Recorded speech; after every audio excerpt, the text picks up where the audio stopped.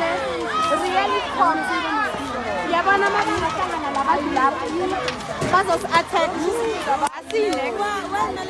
asiyine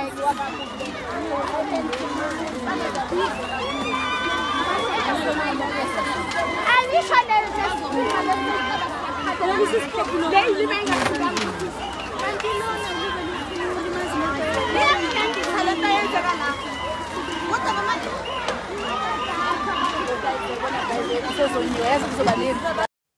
Yazi ama-South Africans sometimes ayamangaza ukuthi noma ngabe kuthiwa uyabona-ke ukuthi labo bantu ba-powerful, uyabasaba ukuthi bangani-overpower as a nation, as ama-citizens of the country.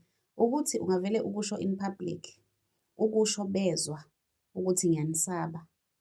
And ubani nje kahle kahle-ke futhi njengoba bengamantombazane othe bayasatshwa labantu ukuthi-ke usengaze ezokusho la kwi-video. And lento ifana nayo leyo yokuthi bethi bebona ukuthi their fellow citizens are doing izinto ezi-wrong ezingabafaka enkingeni nomthetho, bangaboshwa. Bevesane bathatha amavidiyo bebaveze ubuso.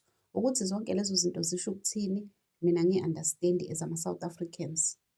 Akuyona nje into angayimemeza lena ethi labantu uma kungathiwa manje basusa impi. Kusho ukuthini nje lokho? Kusho ukuthi yena akawathembi amadoda ase-South Africa, akayithembi i-law enforcement yase-South Africa. Okay, siyazi ukuthi vele i-useless, kodwa as ngisho ukuthi akuzona izinto zokuthi nje. Sometimes mina ngiyayibuza ukuthi kungani sithanda ukuthatha i-dirty linen yethu siyibeke outside ukuthi wonke umuntu abone.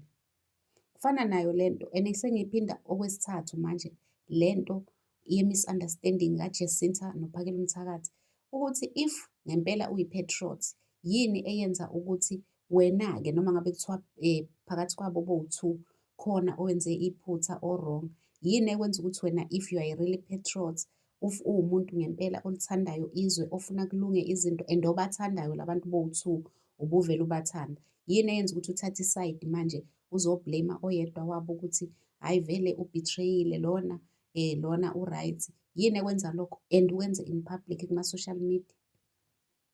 Uma ngempela bekuwukuthi uyi-patriot yangempela elwela izwe, yini ungazami ukuthi wenze i-peace if uyabona ukuthi khona inkinga ekhona? Futhi-ke according to mina nje vele ayikho ngisho nenkinga ekhona, njengoba bengilokhu ngiyiphindaphinda lento ukuthi ayikho into e-wrong labantu abawu-two abayenzile, ayikho.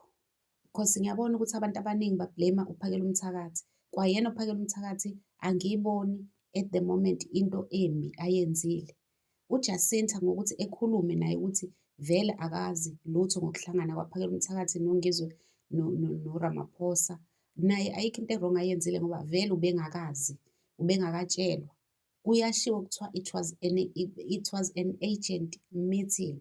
uPhakela Mthakathi uyayichaza ukuthi ubesebuya eza e-KZN, wafonelwa ese-Standerton ukuthi buya umongameli nangu ufuna ukuthi anibone before kushaye i-30 zikaJuni.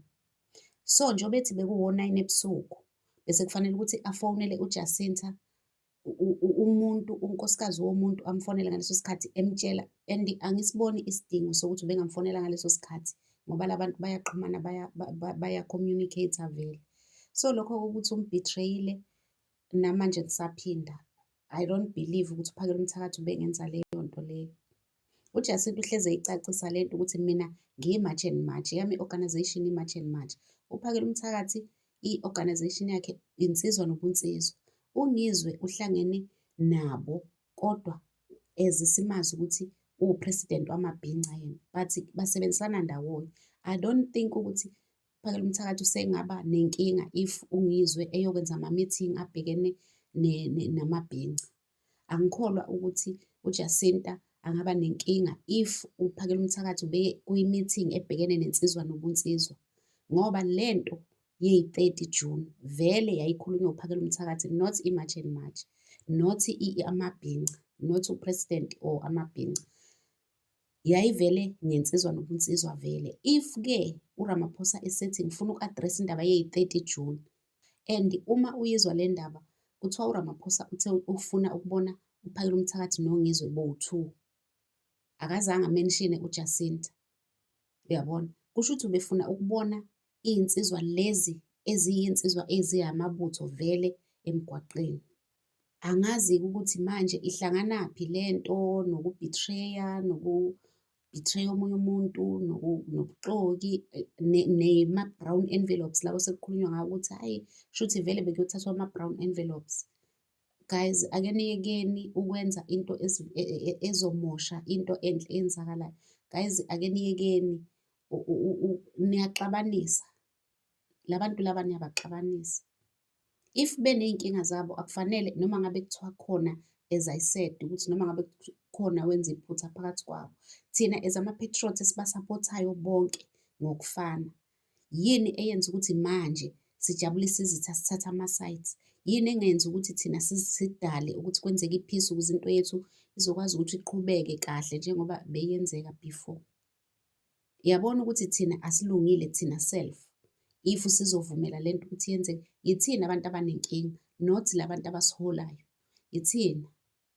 Iqiniso nje lihle ukuthi ithina abantu abanenkinga esipretenda sengathi sifuna kulungizwe, esipretenda sengathi labantu siyabathanda, siyabasapotha and siyajabula mebendawonye.